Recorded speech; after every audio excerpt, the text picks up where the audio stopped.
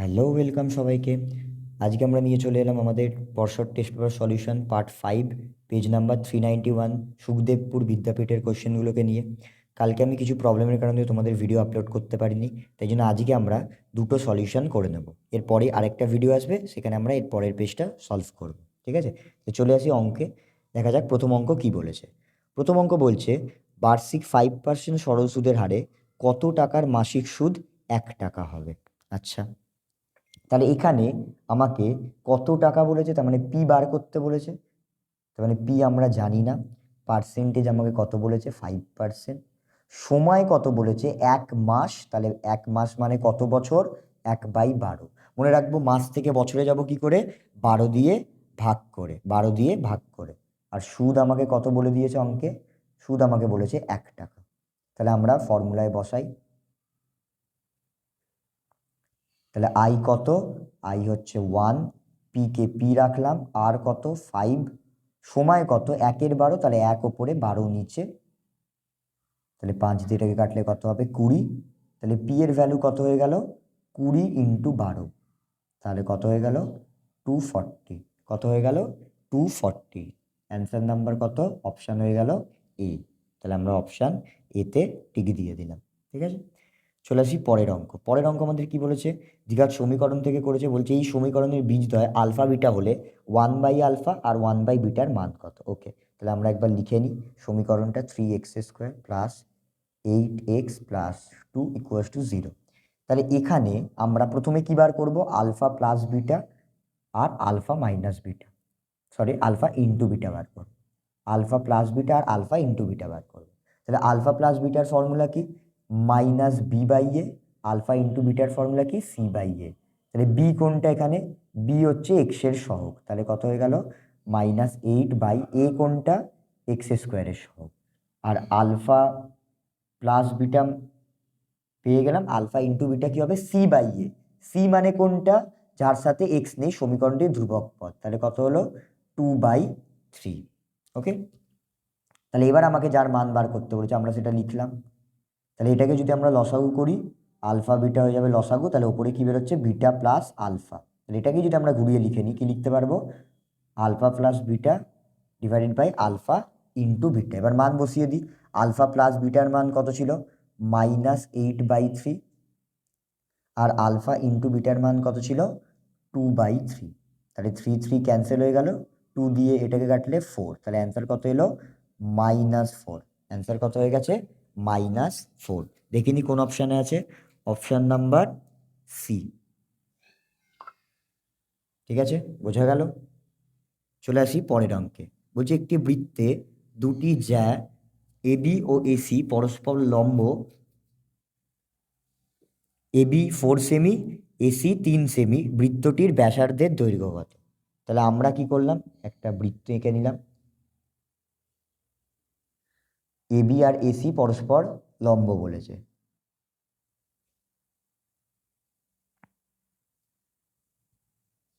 তাহলে আমরা এঁকে নিই একটুখানি। আমরা নিলাম এবি আর এসি পরস্পর লম্ব, তাহলে আমরা বিসি জুড়ে দিলাম। আমরা কি করলাম, বিসি জুড়ে দিলাম। ওকে, তাহলে এটা একটা কি ত্রিভুজ, সমকোণী ত্রিভুজ। কেন, কারণ এখানে লম্ব বলেছিল। আমাকে ভ্যালু কি কি বলেছে, এবি হচ্ছে 4 আর এসি হচ্ছে 3। তাহলে 90-র অপোজিটের বাহুটা কি হয়, অতিভুজ হয়। তাহলে বিসি মানে হচ্ছে অতিভুজ। তাহলে বিসির ভ্যালু কি করে বেরোবে, √AC² প্লাস AB², লম্ব স্কোয়ার প্লাস ভূমি স্কোয়ার করে। তাহলে 3-এর স্কোয়ার প্লাস 4-এর স্কোয়ার। তাহলে এটাকে সলভ করে নিই আমরা, 9 + 16, তাহলে √25 মানে কত হয়ে গেল, 5। তাহলে এই পুরোটা কত হয়ে গেল, 5। তার মানে পুরোটা মানে কি, এটা বৃত্তের কি, আমরা কি জানি, এই পুরোটা বৃত্তের কি, বৃত্তের ব্যাস। তাহলে আমরা বৃত্তের ব্যাস কত পেলাম, বৃত্তের ব্যাস পেলাম 5 সেমি। তাহলে ব্যাসার্ধ বলেছে আমাকে বার করতে, তাহলে ব্যাসার্ধ কত পাবো, 5/2। অ্যান্সার কত হয়ে যাবে, 2.5 সেমি। অ্যান্সার কত হয়ে গেল, 2.5 সেমি। তাহলে অপশান কততে আছে, অপশান সিতে আছে। অপশান সি হচ্ছে কারেক্ট অপশান। ঠিক আছে, চলে আসি পরের অঙ্কে। ত্রিকোণমিতি দিয়ে দিয়েছে। বলছে cos θ = 0.6 হলে sin θ আর বা 5 sine theta minus 3 tan theta.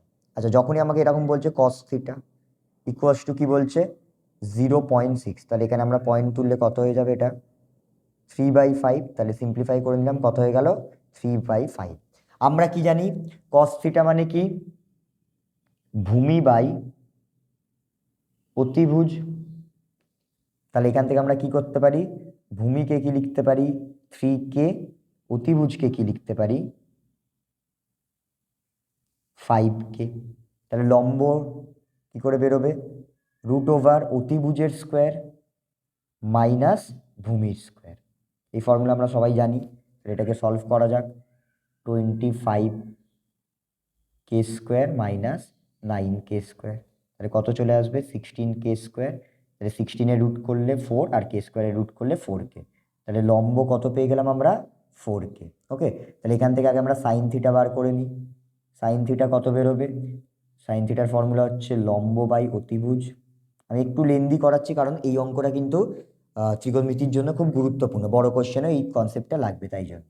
Number কত বলেছে 4k আর অতিভুজ আমরা কত জানি 5k, তাহলে সাইন থিটা কত বেরিয়ে গেল 4/5। সেমভাবে আমরা ট্যান থিটা বার করি।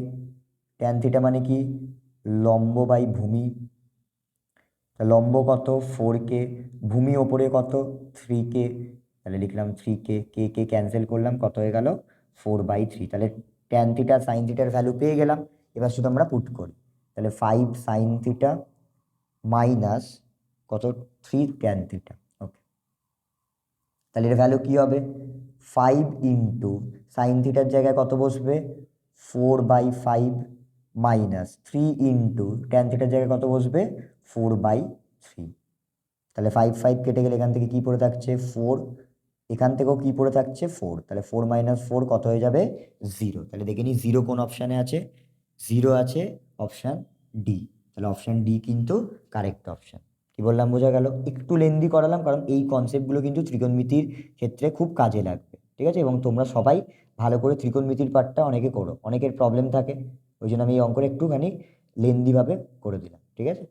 তাহলে অপশান কত হয়ে গেছে অপশান ডি 0 হয়ে গেছে। পরের কোশ্চেনটা দেখি কি বলেছে। পরের কোশ্চেনটা বলছে একটি নিরেট লম্ববৃত্তাকার শঙ্কুকে গলিয়ে একই দৈর্ঘ্যের ব্যাসার্ধ বিশিষ্ট একটি নিরেট লম্ববৃত্তাকার চোঙ তৈরি করা হলো যার উচ্চতা 5 সেমি। তাহলে গলিয়ে যখনই তৈরি করা হয় তাহলে দুজনের আয়তন কি হয় সেম হবে। তাহলে আমরা ধরলাম শঙ্কুর উচ্চতাকে আমরা এইচ ধরে নিলাম, ঠিক আছে। তাহলে শঙ্কুর উচ্চতা এইচ ধরলাম, তাহলে শঙ্কুর আয়তন আর চোঙের আয়তন সেম হবে কারণ গলানো বলা হয়েছে। তাহলে শঙ্কুর আয়তনের ফর্মুলা লিখলাম পাই 1/3 πr² এইচ, আর চোঙের আয়তনের ফর্মুলা লিখলাম এটা আমরা শঙ্কুর উচ্চতা লিখে দিই, চোঙের উচ্চতাকে আমরা বড় এইচ ধরলাম, তাহলে এখানে লিখলাম πr² এইচ, ঠিক আছে।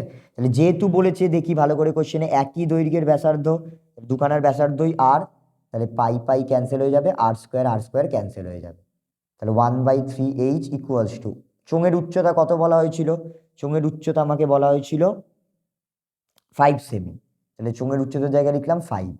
তাহলে এখানে 3টা ভাগ আছে, ওদিকে গেলে কি হবে মাল্টিপ্লাই হয়ে যাবে, তাহলে এইচ এর ভ্যালু কত বেরোবে 15। এইচ এর ভ্যালু কত পেয়ে গেলাম আমরা 15। কি বললাম বোঝা গেল। আবার দেখে নিই, যখনই বলা হবে এখানে বলা হয়েছে শঙ্কুকে গলিয়ে চোঙ করা হচ্ছে, শঙ্কুকে গলিয়ে কি করা হচ্ছে চোঙ করা হচ্ছে, তাহলে এদের কি সেম হবে, এদের আয়তন সমান হবে, ঠিক আছে। তাহলে আমি আয়তনের ফর্মুলা লিখেছি 1/3 πr² H equals to πr² H. আমরা শঙ্কুর উচ্চতাকে ছোট এইচ ধরেছি আর চোঙের উচ্চতাকে বড় এইচ ধরেছি। ওকে, যেহেতু ব্যাসার্ধ সেম তাহলে দুখানারই ব্যাসার্ধ কত ছিল আর ছিল, তাহলে আমরা r² ক্যান্সেল করেছি, পাই ক্যান্সেল করেছি, তারপর 1/3 এইচ লিখেছি, বড় এইচের জায়গায় মানটা বসিয়েছি, চোঙের উচ্চতা কত ছিল 5, 3 এদিকে ডিভাইড ছিল, ওদিকে গেলে কি হবে মাল্টিপ্লাই, তাহলে এইচ এর ভ্যালু কত পেয়ে গেছি 15। দেখে নি অ্যান্সার কত, অ্যান্সার অপশন নাম্বার বি, তাহলে অপশন নাম্বার বি হচ্ছে কারেক্ট অপশন। ওকে, চলে আসি পরের অঙ্কটায়। রাশিবিজ্ঞান থেকে দিয়েছে, এই অঙ্কটা বইতেও আছে। কি বলা হয়েছে বলছে 30 34 35 36 37 38 39 40। আচ্ছা আমরা একবার লিখে নিই 30 34 35 36 37 38 39 40। এখানে ওই যে মধ্যমা কত হবে, মধ্যমা কত বাড়বে যদি 35 না থাকে। তাহলে প্রথম আমরা কি করব, 35 ধরে করব। প্রথম পার্ট কি আমাদের, 35 ধরে আগে মধ্যমা বার করা। আগে দেখি কতগুলো সংখ্যা হচ্ছে, 1 2 3 4 5 6 7 8। তাহলে যুগ্ম, যুগ্ম মানে কি বলেছিলাম, মধ্যমা কি করে পাবো, আমি ফর্মুলা লিখে দেখাচ্ছি। n/2 plus n/2 plus 1 whole divided by কি হবে, 2 হবে। তাহলে n মানে কত, n মানে কিন্তু মনে রাখবো কত, n মানে হচ্ছে এখানে 2 3 4 8, n কত ছিল 8, তাহলে লিখলাম 8/2 প্লাস 8/2 প্লাস 1। তাহলে সলভ করি, তাহলে প্রথমটা হচ্ছে 4 প্লাস এটা 4 প্লাস 1 মানে 5 বাই 2। তাহলে ওপরে দেখি 4 সংখ্যা কি আছে, 1 2 3 4, তাহলে 4 এটা 5 এটা, তাহলে 36 আর 37কে যোগ করলাম, 2 দিয়ে ভাগ করলাম, অ্যান্সার কত পেলাম, 36.5। তাহলে 35 থাকলে মধ্যমা কত হবে, 36.5। এবার 35 না থাকলে লিখি, 35 যদি না থাকে তাহলে সংখ্যাগুলো কি হবে, 30 34, 35 নেই, তাহলে 36 37 38 39 40। তাহলে এখন এন কত হবে, 7 হয়ে যাবে। এই যে 1 2 3 4 5 6 7, আগে 8টা ছিল, এখন একটা সংখ্যা কমে গেল, তাহলে 7 হয়ে গেল। তাহলে এখন মধ্যমার ফর্মুলা কি হয়ে যাবে, n প্লাস 1/2, তার মানে 7 প্লাস 1/2, তাহলে কত হচ্ছে, 4তম সংখ্যা। 4তম সংখ্যা কোনটা, 37।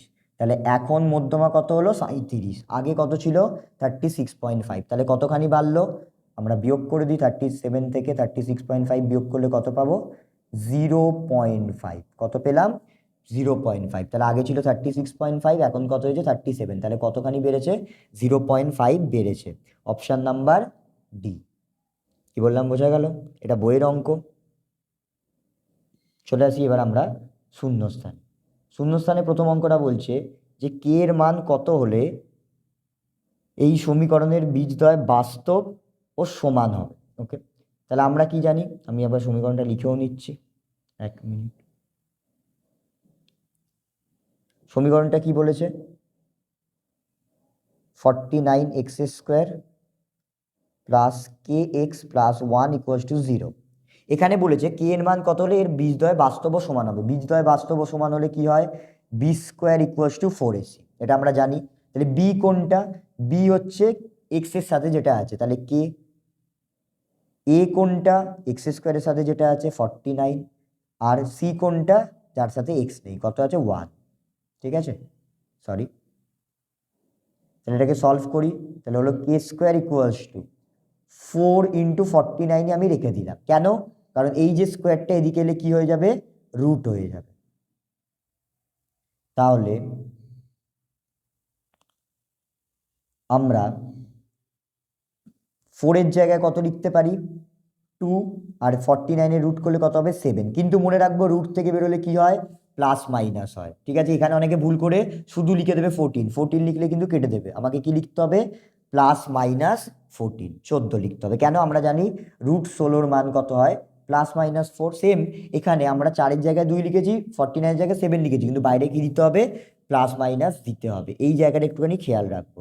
ঠিক আছে, তাহলে প্রথমের অ্যান্সারটা কত হবে, প্লাস মাইনাস 14। ঠিক আছে, চলে আসি পরের অঙ্কে। পরের অঙ্ক বলছে আসল ও কোনো নির্দিষ্ট সময়ে চক্রবৃদ্ধি সুদের সমষ্টিকে কি বলে, আমরা আগেও বলেছিলাম সমূল চক্রবৃদ্ধি। কি বলে, সমূল চক্রবৃদ্ধি। তাহলে এখানে লিখে দিই,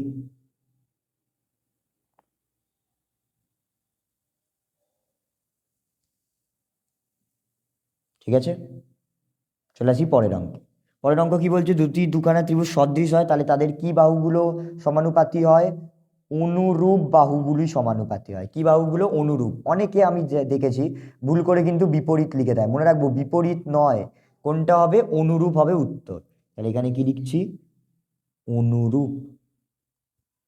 ওকে, সোজা সোজা অঙ্ক দিয়েছে শূন্যস্থানে। চলে আসি পরের অঙ্কটা, বলছে 135 ডিগ্রির বৃত্তীয় মান। বৃত্তীয় মানে কনভার্ট করব কি করে, যে কোনো ডিগ্রিকে বৃত্তীয় মানে কনভার্ট করব কি করে, π/180 দিয়ে মাল্টিপ্লাই করে। তাহলে এখানে আমরা π/180 দিয়ে মাল্টিপ্লাই করে নিই।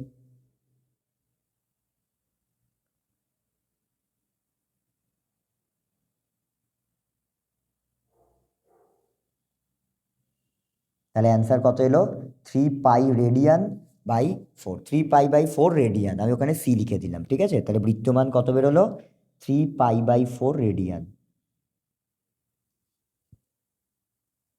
চলে আসি পরের অঙ্কটা।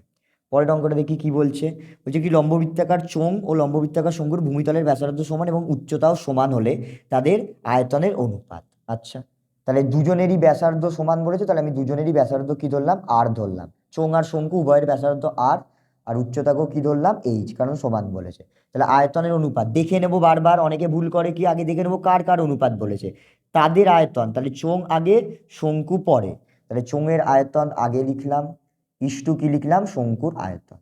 কি বললাম বোঝা গেল? অনেকে ভুল করে এদিক ওদিক করে দেয়, উত্তর কিন্তু ভুল হয়ে যাবে।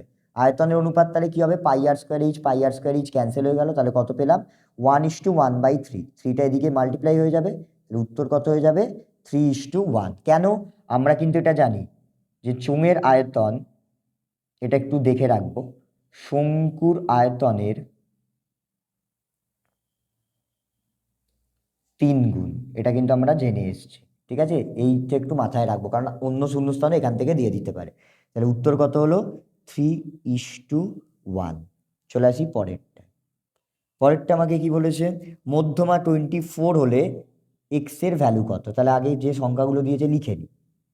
কি কি দিয়েছে 8, 9, 12, 17, x+2, x+4, 30, 31, 34, 39। তাহলে এখানে আগে দেখি কতগুলো সংখ্যা আছে, 1, 2, 3, 4, 5, 6, 7, 8, 9, 10। তাহলে এন কত হয়েছে 10। তাহলে n/2 বার করি। একটা শর্টকাট বলে দিচ্ছি, অত ফর্মুলা না লিখলেও শর্টকাট কি করবো, n/2 বার করবো। তাহলে কত হবে 5তম। তাহলে এখানে 5তম সংখ্যা কোনটা হবে, 1, 2, 3, 4, 5। তাহলে মনে রাখবো যেহেতু জোড় হলে দুটো সংখ্যা নিই, তাহলে প্রথম নিলাম 5, তারপর কত নেব 5 + 1 মানে 6। তাহলে আমরা মধ্যমা কি করে বার করি, মধ্যমা বার করার ফর্মুলা হচ্ছে যে মাঝখানে যে দুটো পড়ে তাদেরকে আমরা অ্যাড করি, করে তাদের গড় বার করি, তাহলেই মধ্যমা পেয়ে যাব। আবার বললাম যখনই যুগ্ম বলবে তখন একটু শর্টকাট করার জন্য n/2টা বার করে নেব, যা বেরোবে 5তম এটা, তার পরেরটা নেব, দুটোকে কি করব যোগ করব আর 2 দিয়ে ভাগ করব। মধ্যমা কত বলেছে 24। তাহলে এদিকে যদি আমরা ক্যালকুলেট করি কত হচ্ছে 2x + 6/2, 24 = ওপর থেকে 2 কমন নিয়ে নিলাম, তাহলে 2 2 কেটে দিলাম, তাহলে x+3 = 24। তাহলে x এর ভ্যালু কত হয়ে যাবে 24 - 3, কত হয়ে গেল 24 - 3, দ্যাট ইজ 21। কত হয়ে গেল 24 - 3, 21। এটা আগের দিনের পেজেও করা আছে, সম্ভবত পি দিয়ে অঙ্কটা করে দেওয়া ছিল, ঠিক আছে। তাহলে হলো 21, এটা আমরা আগের পেজেও করেছিলাম, ওখানে মনে হয় পি দিয়েছিল, পি এর ভ্যালু বার করতে বলেছিল। ওকে, চলে আসি পরে সত্য মিথ্যা। দেখা যাক সত্য মিথ্যা আমাদের কি বলছে। সত্য মিথ্যার প্রথম অঙ্কটা বলছে একটি ব্যবসায় রাজু ও আসিফের মূলধনের অনুপাত 5:4 হলে লাভের 80 টাকা, রাজু লাভের 80 টাকা পায়, আসিফ পায় 100 টাকা। এটা কিভাবে করব, দুভাবে করা যায়। আগে আমরা রাজু আর আসিফের লাভের অনুপাত বার করব। কত কত বলেছে, এ 80 টাকা পায়, এ 100 টাকা পায়। এটাকে সলভ করলে কত হবে 4:5। কত হলো 4:5। ওরা কত অনুপাত দিয়েছিল 5:4। তাহলে এটা কি হবে, এটা হয়ে যাবে মিথ্যা। এটা কি হয়ে যাবে, এটা হয়ে যাবে মিথ্যা। কি বললাম বোঝা গেল? শুধু আমাদের যে অনুপাতটা বার করতে হবে আর ওরা যেটা দিয়েছে ম্যাচ করে দেখে নেব। তাহলে প্রথমটা হলো কি ফলস। পরেরটা দেখি, ক্রমিক সমানুপাতি বলেছে, 3টে সংখ্যা। কি কি সংখ্যা দিয়েছে, x³ y, x² y², xy³। তাহলে আমরা কি বলেছিলাম, দেখবো প্রথমটা 3 নম্বরটা গুণ করব, x³ y × xy³। তাহলে এক্স এখানে 3টে, এখানে একটা, তাহলে কত হয়ে যাবে x4, yও সেম, এখানে একটা ওখানে 3টে, কত হয়ে যাবে x4 y4। আর কোনটা ম্যাচ করে দেখব, মাঝখানেরটার স্কোয়ার করব, মধ্য সমানুপাতির কি করব স্কোয়ার করব। তাহলে এটা স্কোয়ার করলে x4 আর y4, কেন ভেতরের পাওয়ার আর বাইরের পাওয়ার কি হয় গুণ হয়। তাহলে আমরা কি দেখলাম, এটা আর এটা সমান আসছে, তাহলে আমরা কি বলতে পারবো এটা সত্য। এটাকে অনেকে b² = ac-র ফর্মুলা, একই। আমি ফর্মুলা বললাম না, আমি কিন্তু একটু সিম্পল ভাবে বলে দিলাম, কেউ যদি চায় এই ফর্মুলা পুট করে একই হবে, ঠিক আছে। তাহলে কি বললাম, ক্রমিক সমানুপাতি কখন বলবো, যখন প্রথমটা আর 3 নম্বরটা গুণ করে যা পাবো সেকেন্ডটার স্কোয়ার করেও যেন তাই পাই। ওকে, তাহলে এর উত্তর কি হয়ে গেল ট্রু। একদম ক্লিয়ার, আশা করি কোনো অসুবিধা নেই। এবার চলে আসি পরের অঙ্কে। পরের অঙ্কটা কি বলছে, তিনটি সমরেখ বিন্দু দিয়ে একটি বৃত্ত অঙ্কন করা যায়।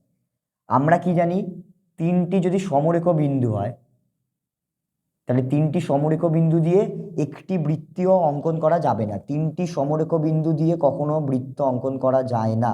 তাহলে কি বিন্দু দিয়ে অঙ্কন করা যায়? অসমরেখ। মানে আমি যদি একটা বৃত্ত আঁকি, এই যে এখানে একটা বিন্দু, এই একটা বিন্দু আর এই একটা বিন্দু, তাহলে এই তিনটে বিন্দু দিয়ে একটা বৃত্ত অঙ্কন করা যায়। তাহলে তিনটে অসমরেখ বিন্দু দিয়ে বৃত্ত অঙ্কন করা যায়, কিন্তু সমরেখ দিয়ে যায় না। ঠিক আছে, তাহলে এখানে কি বলছে, তিনটি সমরেখ বিন্দুতে একটি বৃত্ত অঙ্কন করা যায়, সমরেখ দিয়ে বৃত্ত অঙ্কন করা যায় না। অসমরেখ দিয়ে একটি বৃত্ত অঙ্কন করা যায়। ঠিক আছে, তিনটি অসমরেখ বিন্দু দিয়ে একটি মাত্রই বৃত্ত অঙ্কন করা যায়, তাহলে এটা কি হবে? ফলস। পরেরটা চলে আসি, এটা কিন্তু মিথ্যা হবে। ঠিক আছে, পরেরটা দেখি কি বলেছে। পরেরটা বলছে একটি রশ্মির প্রান্তবিন্দুকে কেন্দ্র করে রশ্মিটি ঘড়ির কাঁটার দুবার পূর্ণ আবর্তনের ফল। তাহলে দেখিয়ে দিই, এখান থেকে শুরু করে এই অবধি একবার এলো, তার মানে কত ঘুরলো? 360 ডিগ্রি। আবার আরো একবার ঘুরলো, তাহলে আরো কত ঘুরলো? 360 ডিগ্রি। দুবার পুরো ঘোরা মানে 360 360 কত? 720 ডিগ্রি। কিন্তু ঘড়ির দিকে ঘুরলে, ঘড়ির কাঁটার দিকে ঘুরলে মাইনাস কোণ, আর বিপরীত দিকে ঘুরলে পজিটিভ বা ধনাত্মক কোণ, এটা কিন্তু মাথায় রাখবো।